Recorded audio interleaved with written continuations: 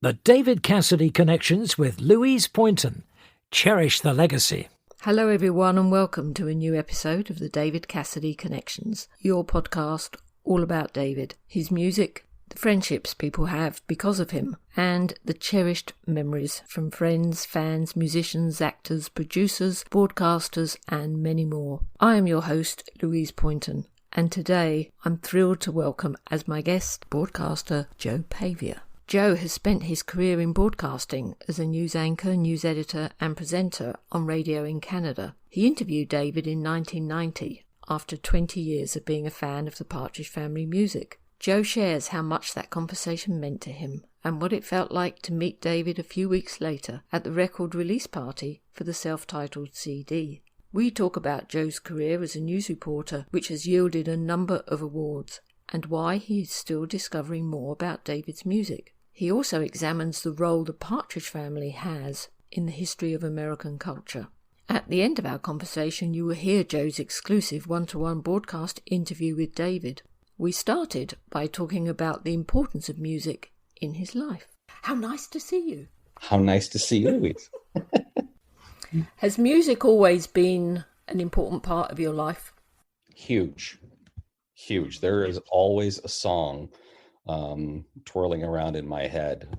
Sometimes, we're in the middle of a conversation, or I'm in the middle of a conversation with someone, and they'll say something, and I'll break out into a tune based on a line that they said, because it reminds me of a song. Yeah, big time. And it was, like I said, the radio was always on, either between the top 40 station or my mother used to listen to, mostly my mother, an Italian music radio station out of Toronto.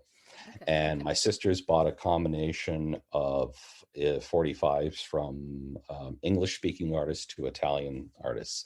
So it runs the gamut now of, sometimes a song comes on and I'll remember where I was. I still remember, actually, I'll tell you a story about Elton John.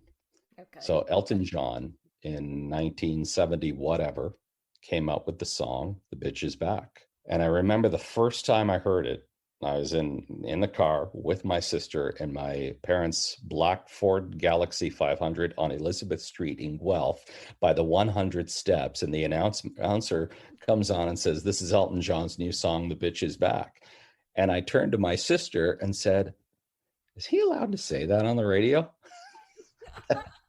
That's clear as day. Then there was in the movie Parasite, there is a flashback scene where the housekeeper, I guess, of the wealthy family, well, actually it's more of a concierge, I can't remember what her title was, but she's having a flashback with the relationship with her husband, and they put this Italian song on. I believe it was Gianni Morandi.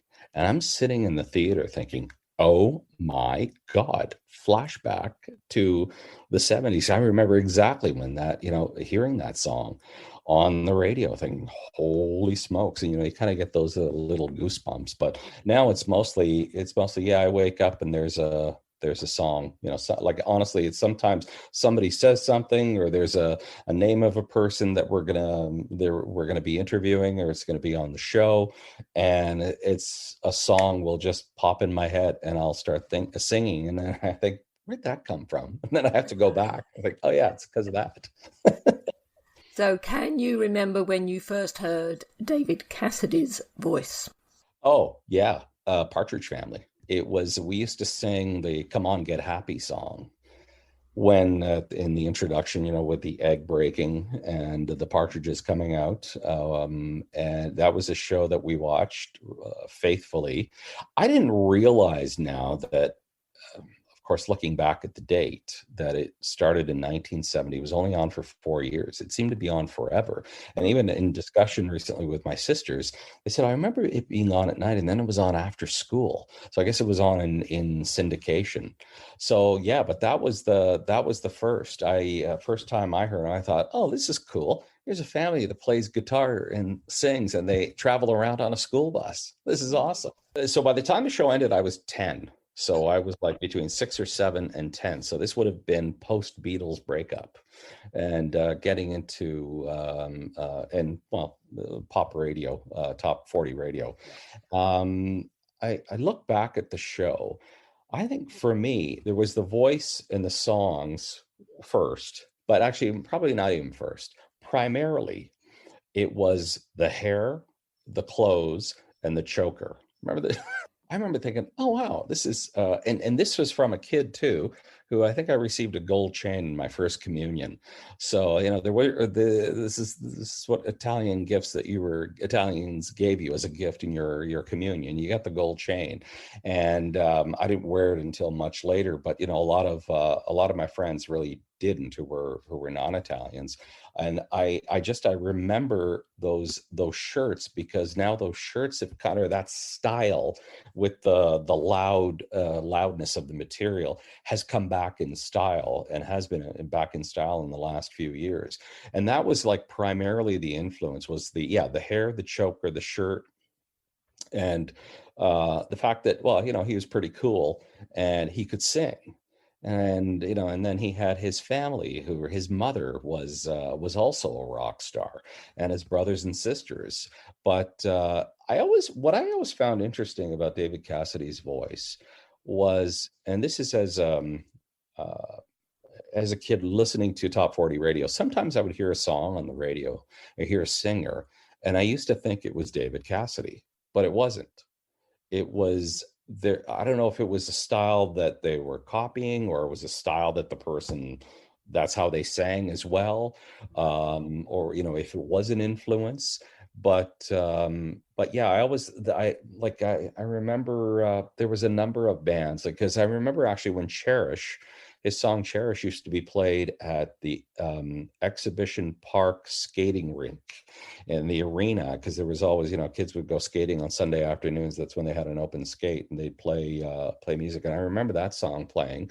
And then there's a bunch of artists that came on after that, and they all had a similar, kind of sound. So I was wondering, okay, am I listening to David Cassidy, or is this like another band? And I was 10, and there was no internet at the time, so you couldn't really find out. But looking back now, do you think that his vocals and his presence had a major influence on the solo artists that followed in his footsteps? Yeah, see, that's hard for me to answer, because from the musical point of view, where David Cassidy was concerned, it was I knew the Partridge Family. Like, oh, speaking of songs that just pop in my head, every once in a while I will sing "I Woke Up in Love This Morning." Well, why, I don't know. Maybe because I am, but so it was. Yeah, it's difficult for me to answer. I'm not an expert where really in the musical sense, because I think I've learned a lot about his music since the initial podcast that I did, David Cassidy part 1 and part 2. Because for me, Cassidy was more, it was more in the genre of the Partridge Family, and that's really where it kind of in my early years, where it stuck with me. Now, because of podcasts like yours, because of your book, because of the fans that have come forward, I'm learning about this whole other side of David Cassidy that I didn't know. And I'm listening to these songs and thinking, oh, wow, what a beautiful voice. And I always thought he had a great voice. So that eh, and this is my initial reaction when I found out he was doing Blood Brothers with Sean Cassidy and Petula Clark, I thought, of course, that is perfect. And then I missed out. A friend of mine saw Blood Brothers with the Cassidy brothers, but I saw another version, semi-professional theater of Blood Brothers, and I thought, oh my God, I just totally missed the boat on that one. Should have gone to see it, because that would have been great. Now, since with the beauty of the internet, you can actually find the two of them singing, and yeah, it was awesome. Like, what a fantastic voice that he had. Unfortunately, I think he was put in that bubble of the Partridge Family, and I don't think was ever able to get out of it. Because that's when, and there was a couple of incidents where, for me, in discovering what the fan base was, like I said, I learned about all his albums since his passing. And, I still would love to hear and get a copy of the Madison Square Garden, because I just, keep hearing from so many people just how fantastic it is. And, and yeah, it's, while, you're excited as a kid and watching him because, he was the cool brother, the cool older brother on the show on the Partridge Family. And then, you look back and think, geez, that's, too bad that he wasn't accepted for the musician that he was. And because he was pigeonholed and put in this bubble of, yes, you are that teen superstar, and that's all we're going to get out of you. I mean, the fact that Alice Cooper has come forward to say, he was an amazing musician, and I'll trust Alice Cooper in saying, I think a lot of people just don't realize the impact that he had. yes. Yeah. You said earlier on about the Partridge Family music being your first introduction. I mean, that was top drawer quality music. Maybe it's just with hindsight, once people leave this planet, people begin to realize just how good they were. Yeah, but it's I was listening to a couple of your podcasts, and I'm fascinated, and just in one of the subjects of my podcast, Allison, who I spoke to, what I found fascinating was so here is an American born and raised musician who goes to another country and is accepted for something totally different for what he's accepted in his original country that he's from. He was put in this box, it's sadly put in this box because there was other musicians like that.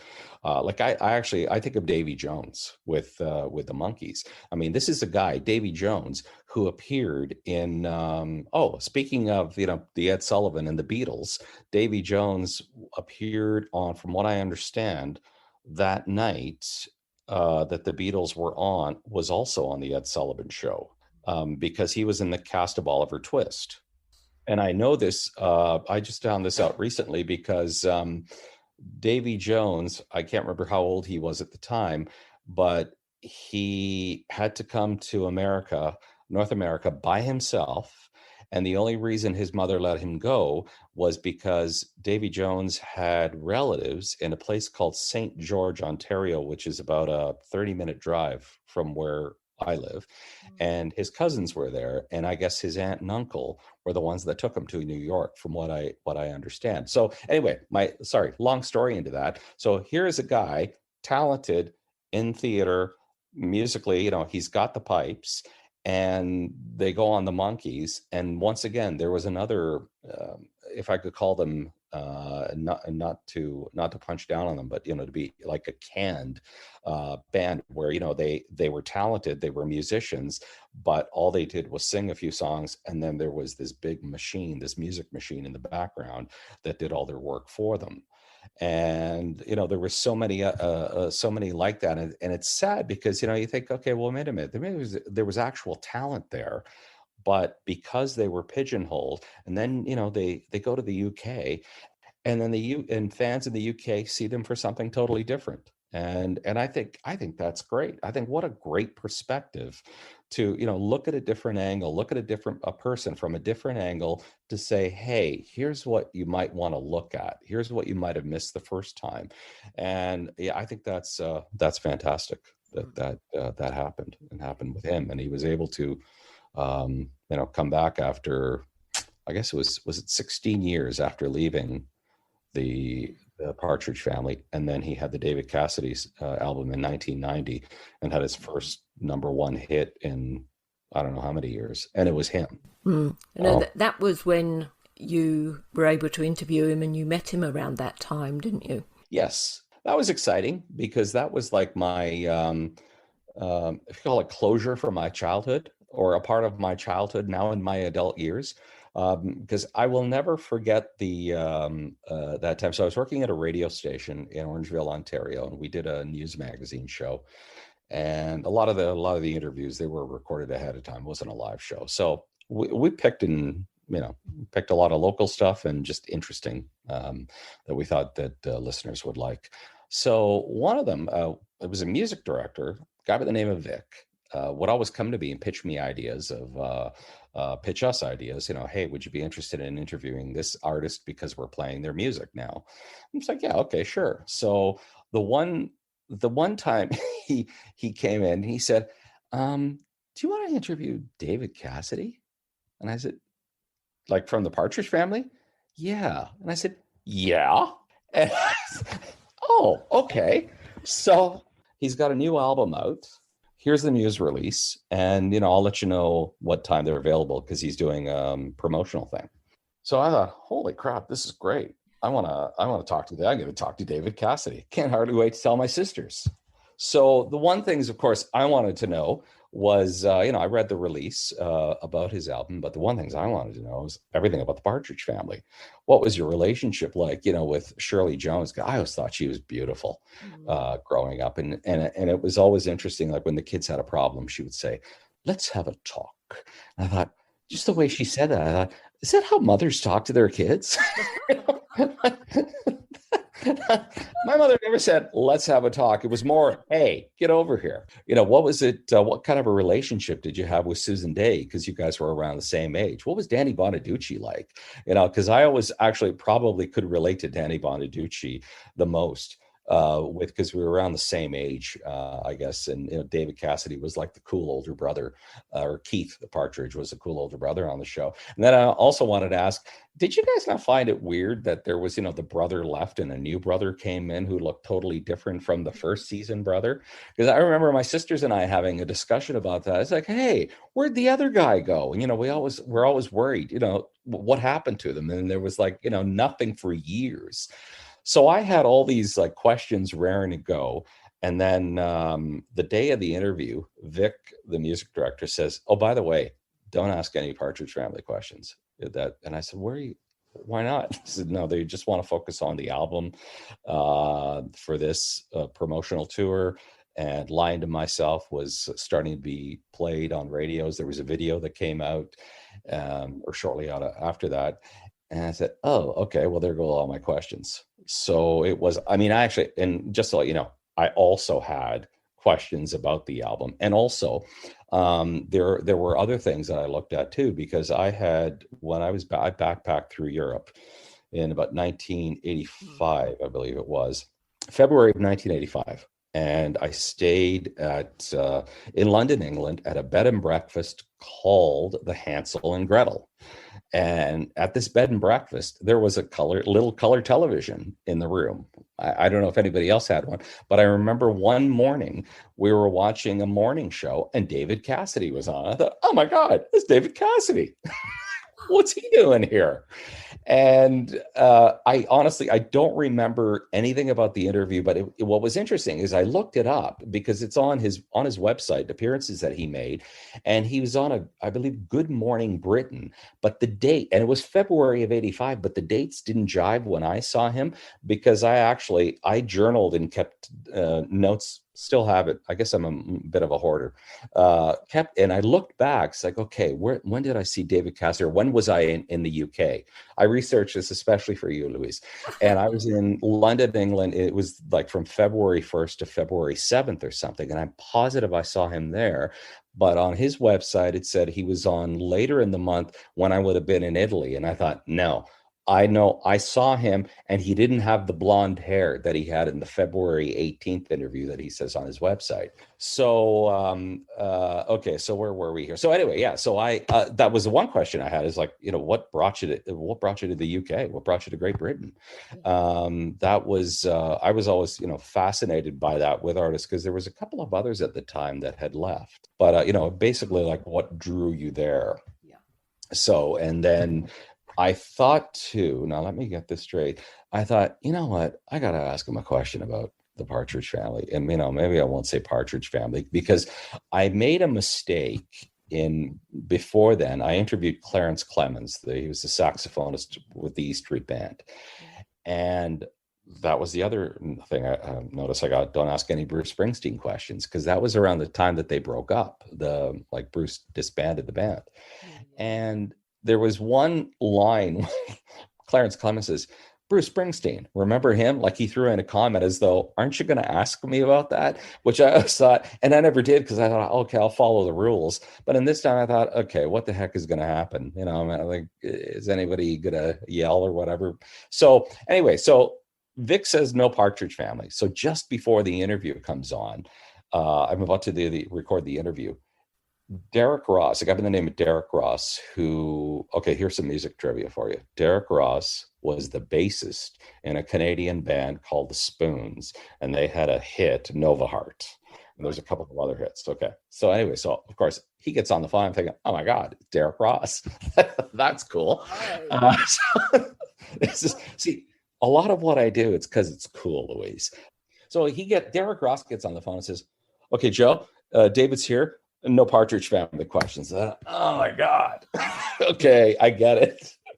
David Cassidy comes on and says, hey, how are you? I was like, oh my God, it's David Cassidy. And he says, hey, how's it going? You know, he starts off the interview. I thought, oh my God, he sounds like Keith Partridge. This is so cool. So then I know I'm like 10 years old all over again. So then we get to the point about, I thought, okay, I got to throw in a question about the Partridge Family, but I worded it really awkwardly as something about the show that you used to do in the 70s. And he said, you know, the problem with it, he said, is if I started talking about it now, I would talk about it all day. And I thought, okay, fair enough. And it was a great answer. Are you getting asked a lot about the character you played in that early 70s television show? Well, I think initially people say, I know that you don't want to talk a lot about it, and the truth is that I could talk all day about it, and I have talked a lot about it since I've done it. I'd rather talk about what I'm doing now. I have no problem with it. I really embraced it.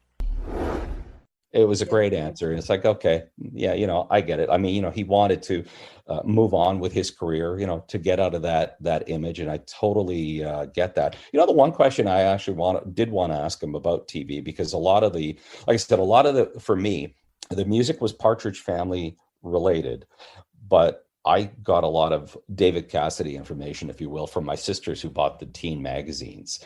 And I mean, I didn't have any money to buy any magazines at the time until I got a part-time job. And by the time I started working, my music had changed so much. But I wanted to ask him. I always wanted to ask him about that police story program that he did. It was like there was a police story pilot, and then there was David Cassidy, Man Undercover. Yeah. But I remember watching it, I think it was in grade 9, and he played this undercover cop going into a high school with a drug trade. And I thought, oh my God, like that is so perfect. What a perfect role for him, you know, because I always thought, I used to follow like a few actors like that. And I was like, oh, is that ever great? Like he, you know, that he's still able to do this, and he's able to, because he looks so young still. I mean, you look like a high school student, and he would have been in his mid-20s at the time, So he looked at, you know, 10 years younger or whatever, or, you know, he was able to play that. So yeah, I wish I had talked about that, but I mean, the interview went fine. And that was the other thing. We only had like 10 minutes. It was here's the interview, and here's the time that you have. Get everything in and hope that, you know, he answers all the questions. And he did. And this is the other thing I learned too, since David's passing, is looking up, you know, on Twitter, like people make comments of the podcast, of the interview when I posted it. And actually, I want to give you just a quick background. When I started that podcast, I was in a bit of a career slump, let's put it that way. I remember thinking, do you remember, Joe, when you were doing this and you thought it was cool and you really liked being on the radio and some of the cool things that you did? So that's, for me, it was why I started this, putting together audio and putting together shows for a podcast, and started my website. David Cassidy was always one of the interviews that I wanted to post on. I discovered that he was sick, and thought, you know, it was on my list of podcasts to do. And I thought, you know what, I should probably put this on. I didn't realize he was going to die after, you know, it was like 3 or 4 days later after. And I was totally struck by how people who reacted to it were commenting on, stuff that he said from that. I am so glad that I kept the interview. I mean, I kept a lot of the interviews that I did newscast, because really what it started out to be was I would save a newscast that was pretty good. I would save an interview that was pretty good, or a report. And at the time, when early in my radio career, if you wanted to get a job or trying to get a job at another station, what you did was you had your cover letter, you had your resume, and then you put a cassette in, and it usually had a newscast, an interview, and a report. The news director listened to, the first 60 seconds of it and said, yeah, like the voice or don't, whatever, see you later. But I used to save these interviews as kind of not even so much as a memento, but more as an opportunity to say, oh, I got to interview this person. And here's a sample of it when I would put it together on an air check. 25 years pass or something like that. And I'm thinking, well, geez, what the heck am I going to do with all this stuff? And so I ended up digitizing it. And that's where, now I look back and think, oh, hey, I'm so glad that I kept this as a kind of a document to say, oh, yes, I interviewed David Cassidy. I interviewed, Clarence Clemens, or, other people, or just, that regular person on the street. It was an issue that happened, and it was just as a document of it. But so that's how all of that started. And it was funny because it was I just actually, in this one, I just started talking, and there was no like sound effects. I don't have rights for music or anything like that, so this was early on. I just did a bare bones kind of recording of sound effects of a reel to reel machine. And in the David one, it was just me. I just started talking and said, here's the interview. And it was, I mean, he was in the news at the time, but it's still now, it's the most listened to interview that I have on the podcast. Yeah. Like people will listen to it. And then it was around that time that they had the record release party in Toronto, which I was able to go to, which was also very exciting. So you got the opportunity to meet him? Yes, I did. And I want to show you a couple things. Here's one that you will find this totally interesting. And I thank people like you. I thank you, not people like you. I thank you, Louise, for posting on Twitter that when it was the anniversary of the start of when the Partridge Family came on the air in North America. Now, what date was that? Do you remember? September the 25th, 1970. So I get an invitation to David Cassidy record release party, and the date was September 25th, 1990. Okay, so imagine I got the goosebumps. I thought, oh wow, is that ever real?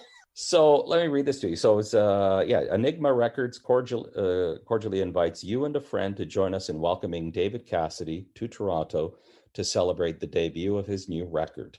Tuesday, September 25th, 1990, 7 p.m. to 9:30 p.m., Lee's Palace Dance Cave, in brackets, 529 Bloor Street West, refreshments and appetizers. I don't remember any at the time. RSVP. And please present the invitation for entry admits to. So yeah, so I held on to it. I don't know if this was one of those things where you're supposed to submit it and they take it, but I think I asked for memorabilia, because I brought my camera along too, because I wanted to take photos. And it was around that time I started to bring my camera.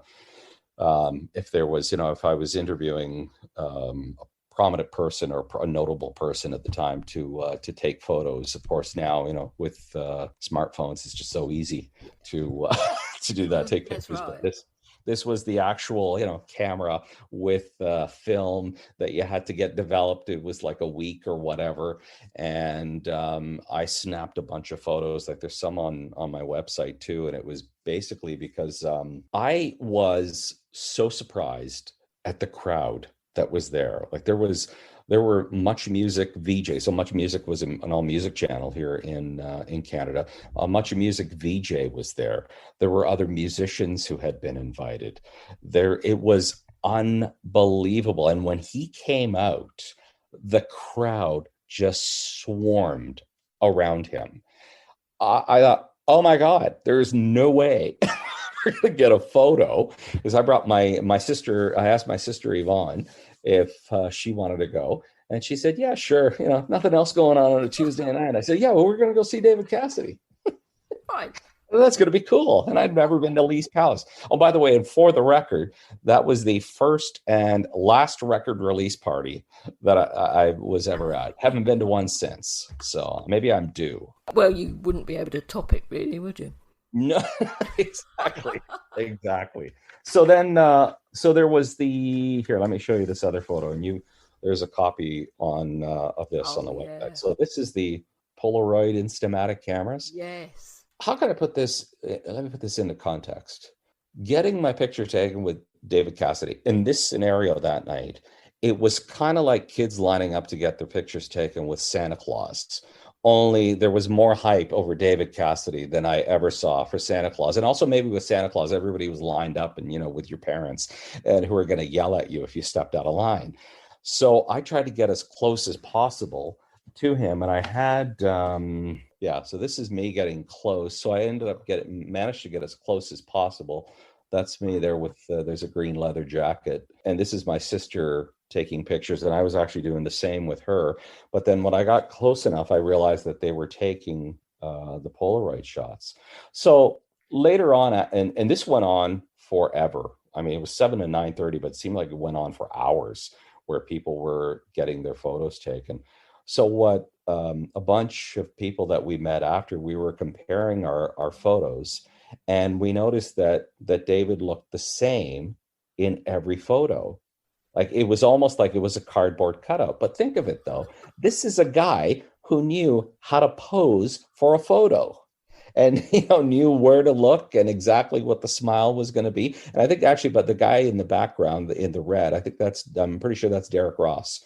The other thing I found interesting about meeting David Cassidy or standing next to him, I think we said hi to each other, but was how he still had that 29-inch waist.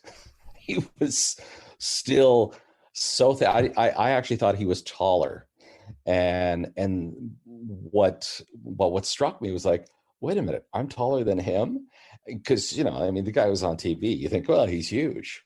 And, he's a rock star. He's huge. But he still had that like 29, 30-inch waist or whatever. And in looking at the photo, every time I look at the photo of me and him, I think, how is it that I look older than him?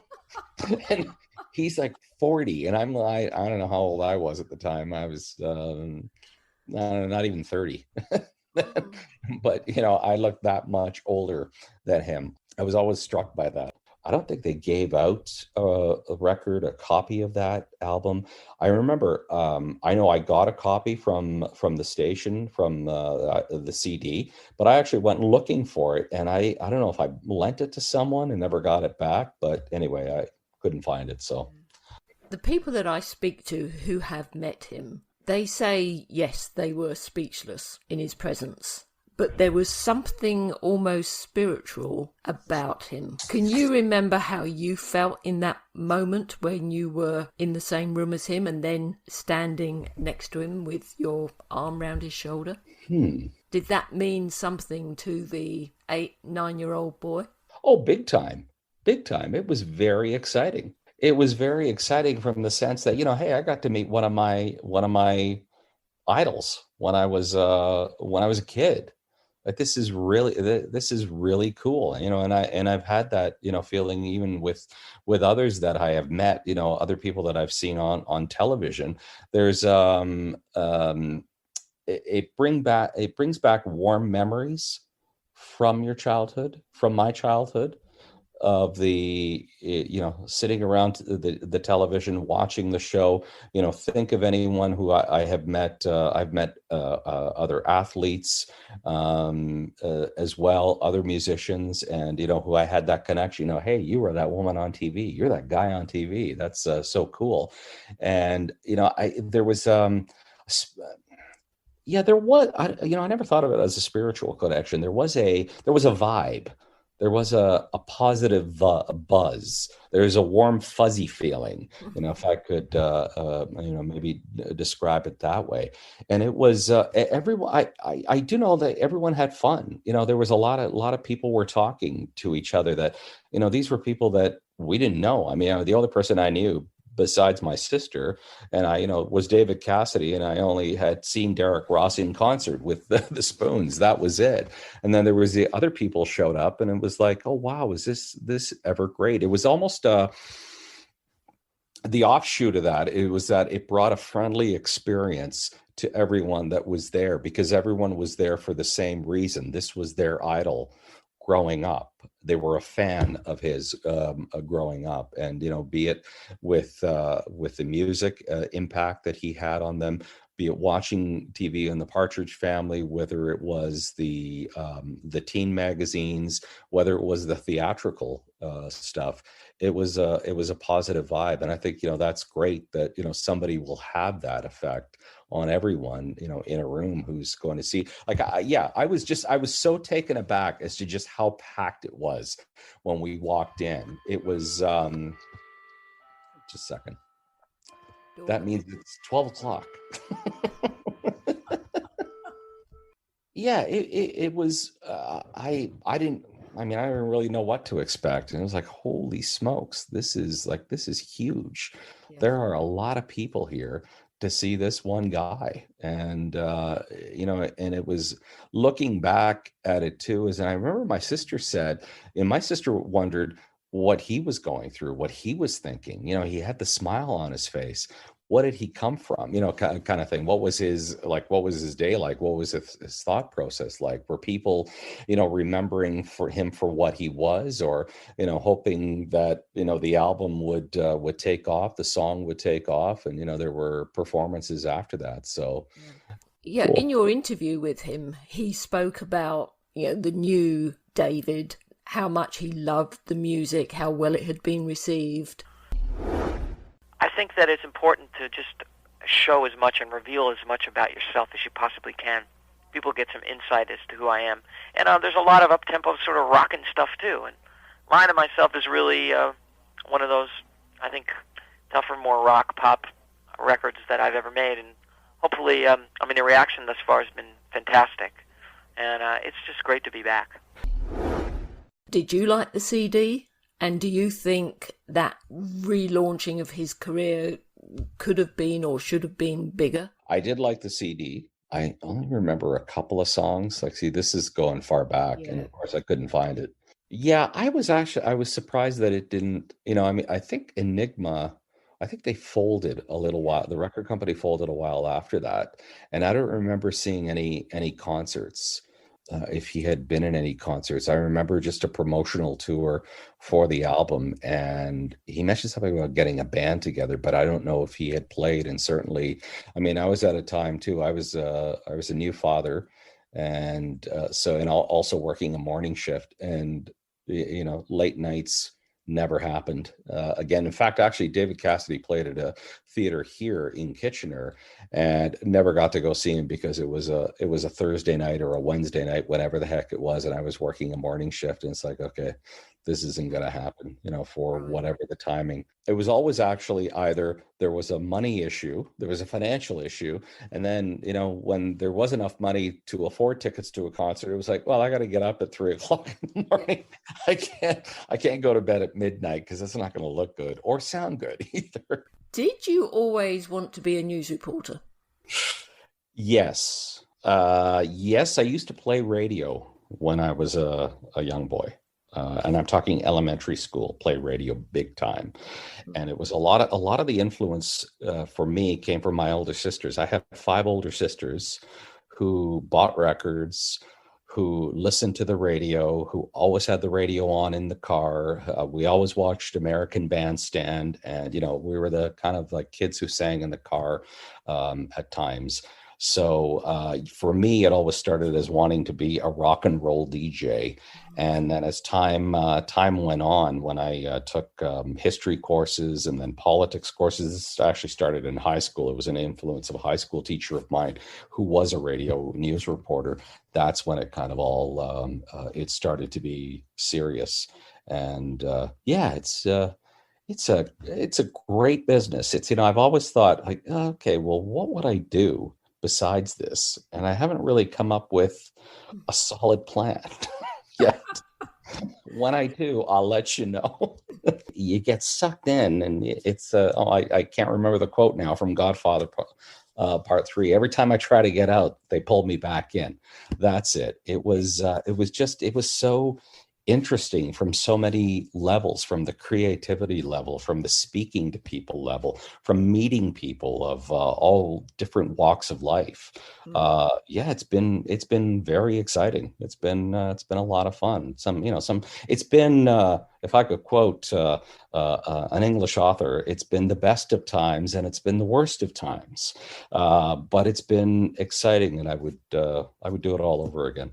Take us back to your early years and how you evolved from being just a young boy with dreams and ambitions. Oh, wow. That's okay. How could I let me try to compress that?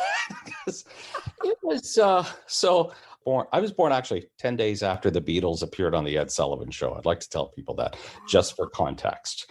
And so I was I guess a 70s kid, if you will. And that was mostly elementary, and growing up through there. So reason I tell you that with the elementary and the 70s kid, in the 70s in Canada, in Guelph, Ontario, where I grew up, we had 13 channel black and white television. There was AM radio. We had a newspaper subscription to the Guelph Mercury. That's where kind of the world came in from our perspective in that time. And we didn't have much, but it was. I don't know. It was the world as I knew it at the time. Liverpool Street, where I grew up, and which is why actually now I cheer on Liverpool FC. I don't know if there's any non-Liverpool fans out there, but I'll just throw that on the table. So anyway, we can talk about soccer another time. But Liverpool Street was the center of the universe, and there was I wasn't involved in a lot of sports or anything like that, but there was a lot of play on the streets, a lot in school. It was just it was a fun time that you try now. I look back and think, oh yeah, that was pretty good for me. I don't know what it was like for anyone else who was growing up at that time, but my dad was a trained chef. He worked as a chef, worked at the university in town, and my mom was a seamstress. She has a number of seamstress jobs, and there's six kids in our family, ranging in age from the oldest. There's 19 years difference. Wow. And I was just my mother always said I was I was very curious. And I think it was that curious aspect that kind of led into the profession that I am in now.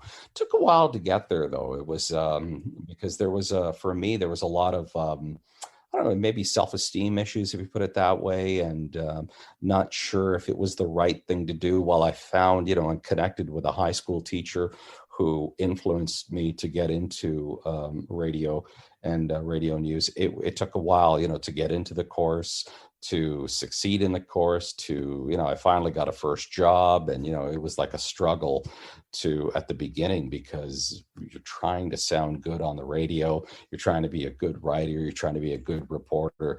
And, the bottom line is that, you're terrible at it. Or I say it was a huge struggle. It was almost like trying to walk as a child, or I had more success learning how to drive than I did in getting a job in radio. It took a while. It was at the time, looking back now, hindsight is 2020. And somebody may have told me this at the time, it's like, it's a marathon. Take your time, get better, listen to your air checks, go over your writing, be well read, and all that stuff. So, but that actually, So see, that curiosity, that I just, maybe because I was the youngest in the family, I used to sit back and listen to the stories that my parents would tell. Had an aunt or uncle would come over, or my parents' friends, and just listen to stuff that they said, and it kind of became a sponge sort of thing. Right. And even stories of with that my sisters told, from raising children, to dating, and boyfriends and breakups and the gossip at school. It was they were a good training ground. They were good research, not a training ground. They were good research for stuff that was to come. But it was they were also very influential too, and a lot of it with the radio and stuff in television that we watched. It was I think that kind of led the path to, and also and how I, we were also a very outspoken family. We always joke about having Italian family reunions where everybody's talking at the same time, and a lot of and everybody's louder. So there's that projection. There's a lot of training ground, if you will, within that, where we're all talking, and we're all talking loud, and we're all trying to tell the story. And there are certain we have a good a lot of laughs, and we still keep in touch now. My sisters and I, my parents have passed, but we keep an eye on each other through video messaging. Did I answer your question? It's interesting that you mentioned there about perhaps not having a lot of self-esteem. Did you ever have any experiences that it took just perhaps one major story or one major encounter to make you realise, I'm really quite good at what I do? Sure, there have been a number of stories that have that I've done, and I think now, because I've started looking back at a lot of the wow moments, that I thought, I want to look back at my career and say, remember that time? That was a lot of fun. That was, that interview I did. That was great. Like, really, if sure, I've had a lot of compliments from bosses. There was one guy who was an operations manager who helped me through my announce style. So I went to him and I said, well, listen, I'm having some problems on air. I was wondering if you can help me. And he did an air check, as we call it. So he listened to my newscast, and he went through everything. He said, okay, a couple things. First of all, your headphones. Don't wear your headphones, because when you make a mistake on air, hearing it in your headphones is going to amplify it even more. He was right. He said, have you gotten your eyes checked? Do you need reading glasses? And I thought, okay, good to do that. And he said, what's the lighting like in the booth? Because at the time we were reading off print and copy, and the lighting was terrible. So, they actually got a reading lamp for me. I remember.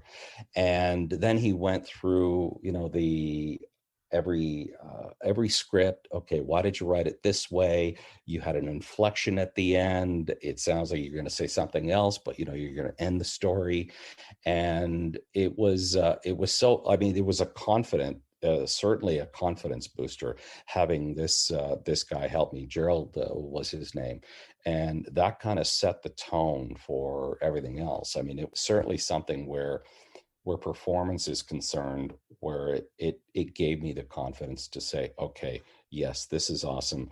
I can do this. I can bring out the outgoing personality that I had as a person just speaking to anyone at a gathering or at a party, to the person who turns on the microphone and has the confidence to speak and to explain to everybody what's happening. Took time, though. Took a lot of time. That was like early in my career. That was the first step. And and then the esteem slowly picked up, because someone thought I was good enough to work at a big market radio station, at a Toronto market radio station. It was the overnight shift, but still, it was the most listened to radio station across Canada at the time. And I was like, okay, well, this is kind of cool. And then eventually going into a morning shift. So it was, yes, slowly but surely, it kind of, it rises up to until you get to the point and say, okay, let's not get too cocky. Let's still be the same Joe you were, before, when you were stepping up without being arrogant. Which areas of news did you enjoy working? Would it have been entertainment, politics, general news? My favorite is speaking to just the average person. There are still certain voices that, and I'll put it in air quotes, haunt me. And where I wonder, I said, geez, whatever happened to that person? Of course, now with search engines, you can look up a name, or you can look up, so, maybe, you have luck finding. But it's speaking to that person who is having a problem about, whether, like, I spoke to two people who were brave enough to speak to me at the time about the anxiety attacks that they were having and agoraphobia, to a person who had, this was in Toronto now, she had left a group home, kept running away from a group home because she didn't like it there. And, to people who were living in kind of squalid conditions, who had kept having their power turned off because the landlord was having an issue, or they had issues with the landlord. It's that, just that regular, that person, your neighbor, the person, you're a citizen in your community who has a conflict, and, you chat with them about it, because maybe the conflict that they're having might help somebody else who's going through it. I liked it all. I'm the one assignment I was thrown. Really, in radio news, we were all, I was general reporter. I refer to it as a general. I never had a specific beat, except in early on, I did go to school board meetings, which, and I don't know, I thought they'd maybe assign me to it because I was like, 10 minutes out of high school kind of thing, and they thought I would do something about it, or maybe it was just the regular assignment beat. But that was the only like official beat, because after time went on, it was just general assignments that we went to.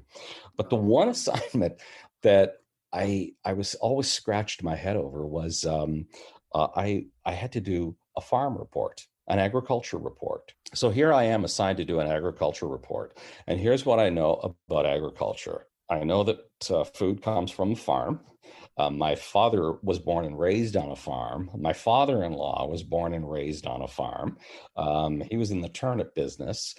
That's all I knew about farming. And that was it. And also, the fact that where I live, there's farming community within a 15-minute drive. So they asked me to do this 60-second farm report. And I'm thinking, what the heck? I know nothing about farming. What the heck am I going to do here?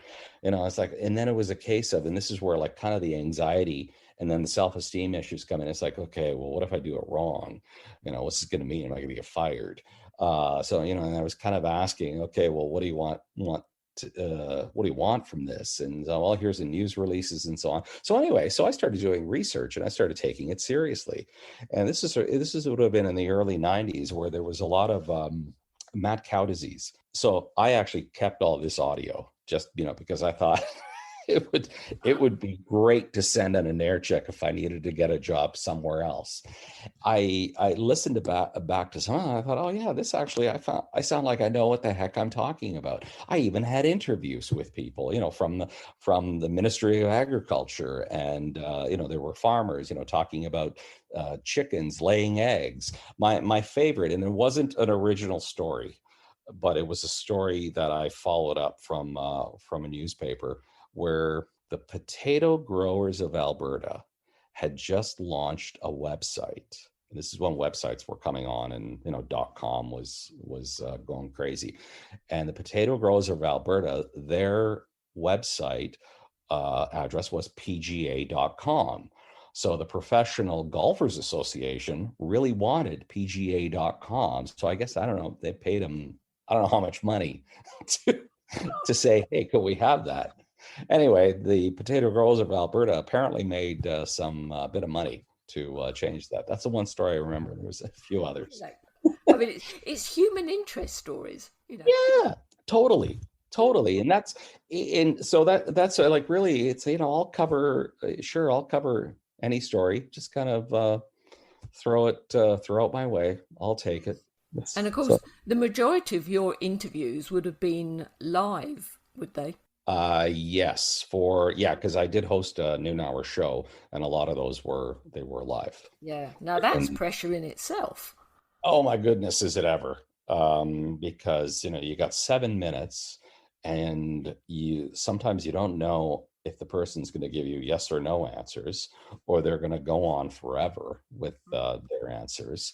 And you're always looking at the clock and saying, okay, let's get through this. Sometimes, I don't know, this has happened many times, probably to you too, where you ask one question, you've got a list of 5 questions, you ask one question and they answer 3 of them. Okay, where are we going next? Thinking, oh God, now where do I go? And then you get those who you've probably had this as well. You ask them a question, they give you like a one-word answer. I always wonder what is going on with that person that I got. Is everyone getting a one-word answer? Yeah. Like, does some stress happen just before they got on the phone with me? Have they been asked that question 1,000 times? What the heck is going on? Or were they thrown into the position to, somebody voluntold them to be the spokesperson at the time? Do you feel that being a news reporter, do you feel it was your destiny? That's a heavy question, Louise. Possibly. I don't know. Yeah. Possibly. Maybe, the kid that used to play radio and used to be the announcer at the pep rallies and wanting to read the announcements sometimes in high school. And also the guy who I loved doing seminars. I hated doing tests and exams. And so a seminar, to be able to present what's happening, you're a subject. Yeah, I guess so. Of the Partridge Family catalogue, are there any particular songs that you look back or you listen to these days and say, do you know, that's the perfect pop song? A lot of people would say, I Think I Love You. You mentioned I Woke Up in Love This Morning, or is it Looking Through the Eyes of Love? Or is it a particular album that really encompasses what the sound was all about? See, the theme song to the Partridge Family, and even I Woke Up in Love This Morning, to me, it's got that happy beat to it. And I actually, so a quick backstory. So when I was turned 40, 40 is supposed to be the momentous, oh my God, it's 40. So I actually went through, I picked my top 40 at 40. I was going to ask you about these. And I had a criteria. So the criteria was, it's a song that I just start singing. It's, it's the musical in Joe's life. It's a song that I start singing. It's a song that I start moving, start dancing to. It doesn't have to be all the same. It could be, one or the other. It is a song that I will do air guitar or play the drums or whatever. A lot of Led Zeppelin shows up in that one.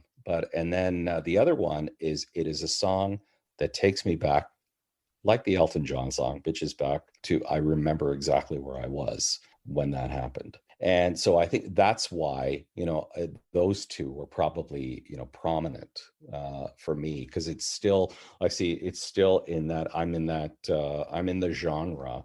If you have to put genre of fans of David Cassidy fans on your podcast, I'm probably of the genre of mostly the Partridge Family.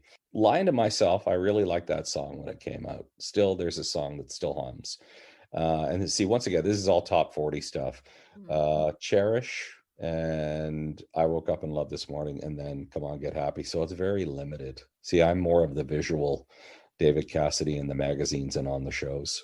Let me put it this way: like I always admired his voice. For me, it was mostly Partridge Family, but I was a fan of his voice, just because he was that cool guy, that cool older kid from my childhood. So, how important was that musical influence on you, and what new music did that introduce you to? I possibly. You're gonna make me think about stuff after. It's like, I should have said that. Music in my family anyway, music was very prominent, And there were just so many different styles of music that we listened to. I mean, I probably, out of all my siblings, listened to hard rock, maybe not heavy metal kind of thing, when it all started with Kiss being introduced, and then Rush came later. That well, they didn't come later, they came around the same time. And so it was like, I accepted a lot of music, and accepted is what I mean, that I'll listen to everything, even to some song that a person or a genre of music that someone doesn't like, or whatever, I'll listen to it, that just to kind of get a feel. It's like, okay, what do people like about this? Like, I was actually recently listening to a lot of fiddle music, and I just fiddle is something you'd see in a movie or something as background music. And I thought, well, this is interesting how they have how it goes from a real, like a soft ballad, to something really fast, to it's like, wow, like, what is the fingering involved in playing that banjo? So like, with the, if there was anything with the kids on the Partridge Family, because I thought they played their own instruments, and didn't realize that was the case, and used to think that would be really cool to get dressed in suits like they had in they didn't have jumpsuits, but they had matching uniforms, and play the guitar and sing in a band. Never got to do that, though. It was more so, if there was any influence there, along with the Monkees too, maybe more them, because there were kids my age that I always wanted to play in a band, and never got an opportunity to do so. I think my biggest influence now about learning more about David's music is through listening to your podcast, and listening to when I interviewed Allison, and her name was, in my podcast, where it opened up something totally different for me outside of David Cassidy's The Partridge Family. And the way I hear the fans that you have on speak passionately of the music, that the albums that he had. And that's where I want to listen to it and think, okay, can I sample it somewhere? Like I said before, love to hear the concert at Madison Square Garden, because for me right now, I think I'm at the age too, where, well, I don't really want a Partridge Family sound anymore. Although, hey, if it comes on the radio, I'll start singing along.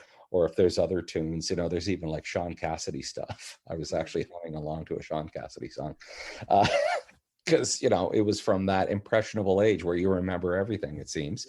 And but now it's a case of, no, I'd like to hear more of that, the rock stuff that he did, the Jeff Beck and the Eric Clapton. Like, I have not been exposed to that, and I think it's I applaud you for getting people to talk about it and what the influence was. So to get people like me, who only really learned about the from the TV and the magazine sides, and was the fan in that aspect, and kind of followed the career sort of from the sidelines, that it's worthwhile to have a listen. And let's take a look again at this musician, and see what he had to offer. It was more than this not kid show, a family show.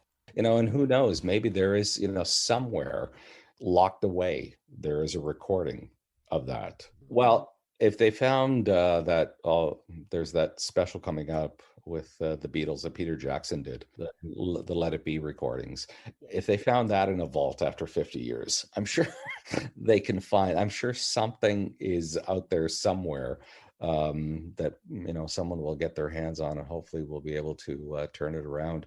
Because it's footage like that we need to secure his legacy, and to say to people, hey, there was more to him than just the image we were sold. Yeah, and that's what I learned too, when in the one interview I did, was I didn't realize that his catalog had not been released. For an artist that size, that big, in that era, in the early 70s, that it boggles my mind. Like, because with him, I started thinking of other artists at the time, like Bobby Sherman. I'm thinking of even like guys like Fabian from the 50s, and like there were, of course, all the other packaged singers. But I think It's unfortunate that they were, I don't know, taken for their look at the time, and then what the heck happened, that they kind of fell off to the wayside. I referenced Donny Osmond in my interview with him, and his tone changed. And it was obvious to me, like he was, because it was something about I know, it was a question about going to the UK. Why did you go to the UK? And I said something to the effect of, I mentioned Donny Osmond because I thought he had gone to the UK as well. And I noticed when he started, well, the reason I went, it was because his writing partner was there, because I noticed there was a shift in tone, and really I don't know, from a fan point of view, I'm sure there were other teenagers at the time, not only were they admired David Cassidy, but they would have admired Donny Osmond. They would have admired the Osmond brothers. They would have admired the Jackson Five. And it wasn't, I know some of the teen magazines tried to, get the riff going between the bands, but I mean, it was all like stupid hype. But sorry, I think I know now why. Is that holy smokes. See, I learn a lot from doing interviews like this, Louise. Yeah. Oh, hey, here's something I learned. Sorry to interrupt. So one of the bits of research when I was looking at the Partridge Family, so the one, like I mentioned before, I like the Danny Bonaducci character, the Danny character, but I also like the interaction between him and Reuben Kincaid. Reuben Kincaid reminded me of, somebody who was living in Guelph. I don't know. There's a lot of guys like that who was, just seemed like, somebody you could talk to, an adult that you could joke around with. So I was doing, as part of the research and remembering, trying to trigger my memory, I looked up Dave Madden. And I didn't realize this until this week, that he was born in Sarnia, Ontario. That's about a 3-hour drive from where I live. He may have been born there. He wasn't raised there, because I think I believe his father died when he was younger, and his mother was on the road. She was in sales or something. So he was raised by his a relative in Port Huron, and then he moved to Indiana. Or something. So I thought, okay, it's funny you start just going back. And then it just leads down into other fantastic little rabbit holes. I still remember they had a reunion show. It was a few years after the show went off the air. They asked Dave Madden the question, so what did you do after the series ended?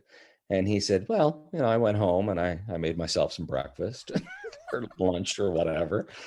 This is like, 35, 40 years later, I still remember stuff like that. How important is the Partridge Family as a television series important to the culture of American history? Ooh, you ask very deep questions. I feel like I better give a good answer, because Americans are relying on me. I think it's very important. It was a family show that came on. It was played after the Brady Bunch, which was huge. But it was a different family. It was showing a family of musicians. And I didn't realize this until recently, that it was based on the family, the Cowsills, the series, which I never knew. I mean, I knew who the Cowsills were, but how many times since then that I have heard stories about, my family and I, we used to sit around the table after dinner, we'd play the guitars and we'd sing. I've heard about the family, so it brought a different aspect in there. And also, but Shirley Jones was one of the first single parents, she was widowed on the show, which brought that aspect of it in as well. And the Bradys were a blended family. So it brought in it wasn't a Leave It to Beaver, Donna Reed show kind of thing from the 50s, if I'm not mistaken, that US. So it and I don't know what other. Oh, actually, here's another show, The Courtship of Eddie's Father, with Bill Bixby, and I can't remember the young guy's name. He was not young anymore, but who played his son. There was, I believe, he was also widowed. So they were showing family shows, but it from a different perspective of what Americans had been seeing. And but also, showing them in the sense that life goes on. And this is how we're dealing with life right now with the issues or whatever the teenagers are having. The only issue I remember from the Partridge Family, and this is maybe because it struck a chord with me, and I still remember, it was Danny, the Danny character was standing out in front of his house, and there were neighbors that were protesting the Partridge, and I can't remember why they were protesting. And then somebody made a comment about the fact that he had long hair.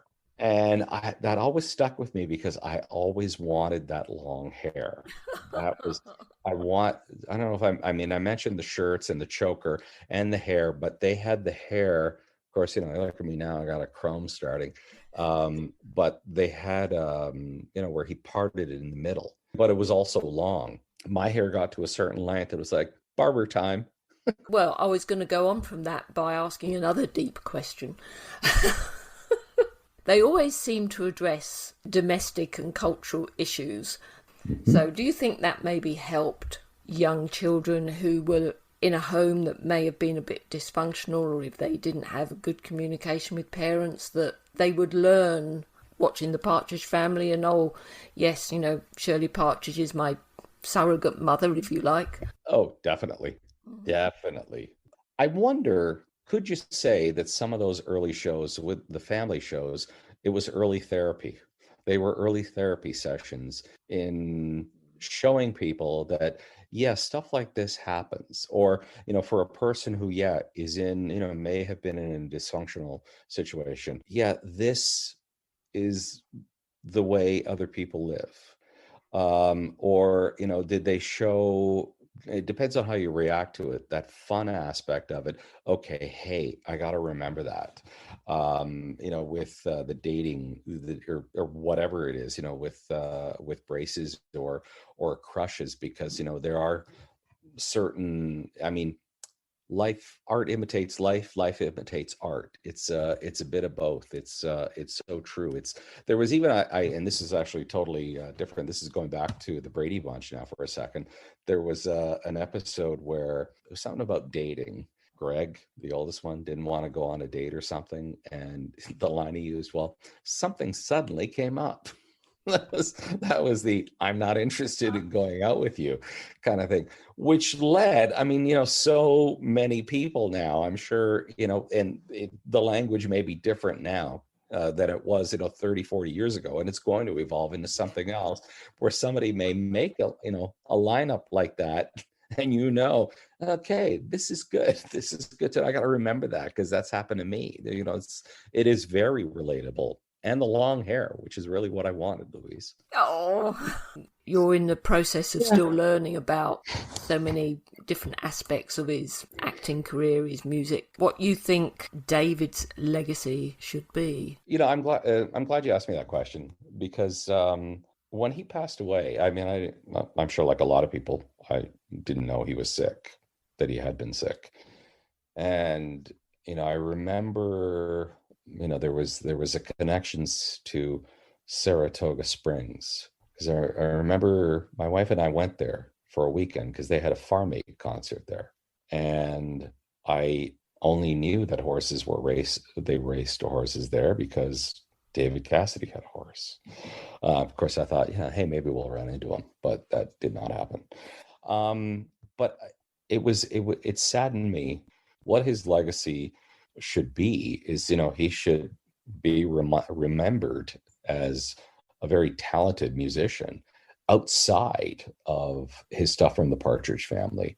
It has to be recognized because he was a part of it, and he was a part of so many people's lives. Coming into living rooms, but that was like one aspect of it. It's I kind of liken it to Brian Wilson. There's the Beach Boys, and then you listen to the Pet Sounds album and you think, oh my God, like that's my Beach Boys. You listen to the other surf tunes and you think, oh no, that's what these guys were.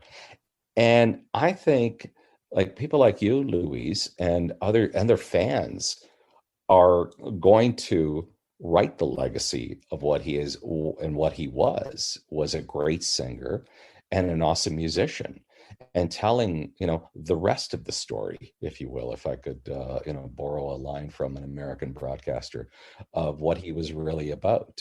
And I think that's what's important. What's unfortunate though about this is that, and don't get me wrong, I know fans were praising him as it was happening and as when he was alive, but it's unfortunate that that praise didn't happen when he was alive, and a recognition of, hey, David, we need to find the Madison Square Garden concert. Let's get on a mission and get a record company to find that.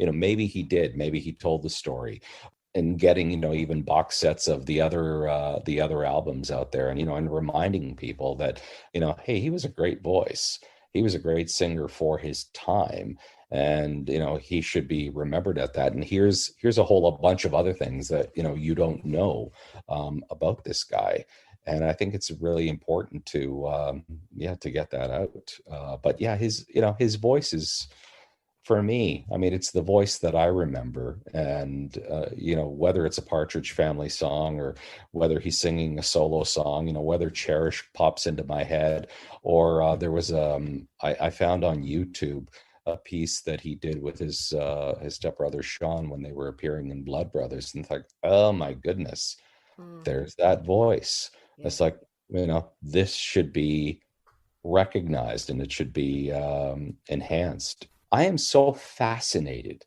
about the fan experience. I just love to hear your stories, recording the TV show, that stuff. It blows me away. And I love to hear stories about that, about how people are just so passionate about a person, about a sport, about a team. They're so interesting to listen to, because it's your true self that is coming out. And I've I interviewed a guy who stood in line for, I don't know, it was like a couple of weeks to see the Star Wars Phantom Menace movie. It's one of the podcasts I have, and it was a story, like I found it was in a newspaper, and I thought, oh, this is cool. Here's a guy doing something cool. Let's go talk to him. And I had to phone the Chinese restaurant that was next to the theater that he was in line to say, hey, is that kid standing out there? Because I'd really like to talk to him. So since then, since the interview, and since David's passing, when I spoke to Allison a few years ago, I thought, oh my goodness, this is great. Like she was so knowledgeable. And and at the time there was the discussion about should he be in the Rock and Roll Hall of Fame? Yeah. And and I know in an interview David Cassidy said himself he would never be in the Rock and Roll Hall of Fame. And I know, and throwing the Osmonds in there, they would never be. And the Rock and Roll Hall of Fame they have their rules and whatever of what you could get in there. But really, I think David Cassidy fans have something bigger than the Rock and Roll Hall of Fame, is that there is a major fan base that is there, that I think you should all be proud of. And I'm just glad to be a part of it here, that you have asked me and given me an opportunity to speak about this. As I mentioned before, my fan base was more, from that age of 10, of watching the TV show and knowing a few songs, and then, following his kind of career on later on from the sidelines. But when I hear you speak, about the songs and the music in the background, and, where his legacy should be, it's like, yeah, right on. I applaud you. Well, thank you so much, Joe. Thank you for your time. Enjoy the rest of your Sunday. Well, thank you so much for asking me. It has been a pleasure. I hope I answered all your questions. I hope you have. I'm sorry they were so deep. If there's something I think of later, I'll email you. Hey, say this instead. Yeah. Thank you. Bye-bye. Bye now. Coming up now, your chance to hear Joe's exclusive one-to-one interview with David from 1990. Teen idol David Cassidy was on a media tour promoting his new self-titled album when I interviewed him for a current affairs program. It was aired on DC 103.5 radio in Orangeville. The music director at the radio station approached me with a puzzled look on his face, I remember, asking if I would be interested in interviewing David Cassidy. Maybe he thought I was going to say no, but I said, of course, and explained how as kids growing up in the 70s, my sisters and I would religiously watch the Partridge Family. The station at the time was playing a cut from the new self-titled album, a song called Lying to Myself. Now, before the interview, I was told, do not ask him any questions about his time playing Keith Partridge. Instead, I was told to focus on the album, the upcoming tour as well, and that more or less eliminated everything I knew about David Cassidy. But I did ask, and he explained his reluctance to reminisce. Here's my 6 minutes with David Cassidy. I'm excited to hear about your latest record. I hope everything goes well. Well, thank you very much. I appreciate you adding the record and playing it. It's been going great. The single's just screaming up the charts in America, and I understand here too. So it's great to be welcomed back like that. I saw you on a BBC variety show about 6 years ago when I was in England, and you were singing your latest single at the time, which was doing well on the British pop charts. I wanted to ask you, why did you travel to England for your musical comeback? What is it about England? Because I know Donny Osmond went there too.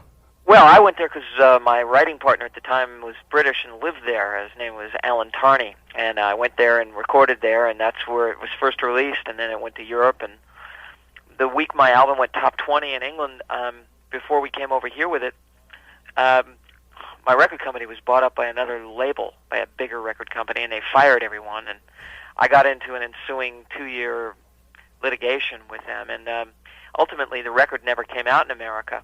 So I was rather disappointed, and I went back to work in the theater and assumed basically that I wasn't going to go and make records anymore. I just continued to write, and I came back to L.A. after I finished in the West End in '87 and started writing, and I went on a radio show in L.A. and got 3 offers from 3 different labels after they heard the songs I had played, my demos, songs I had written, and I started making this record for Enigma.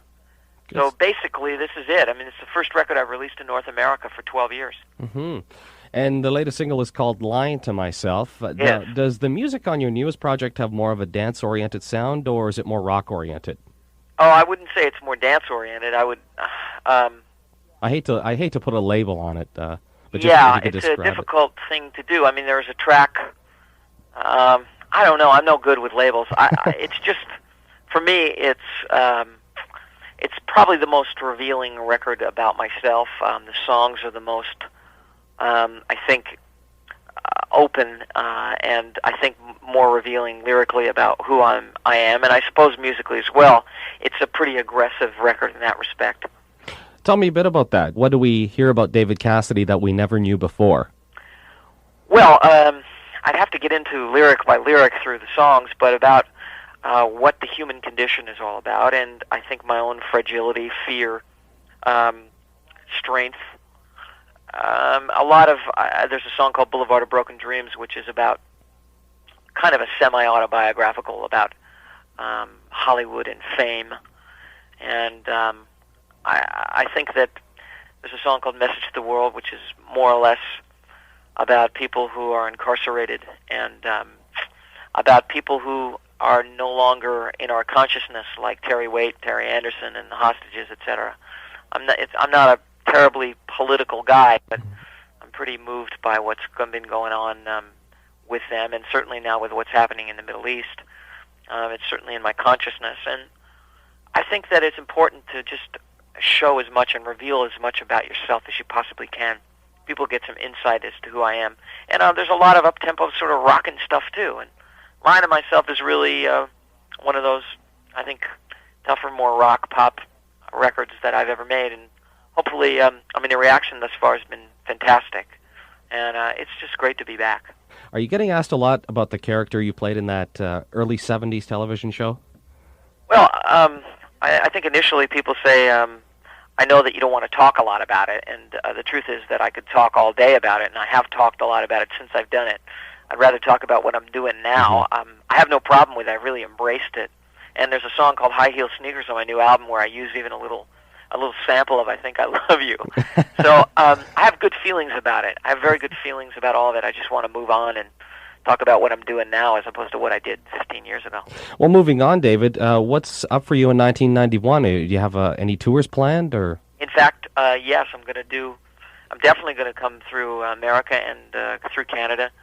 I hope to go actually around the world and tour with this album.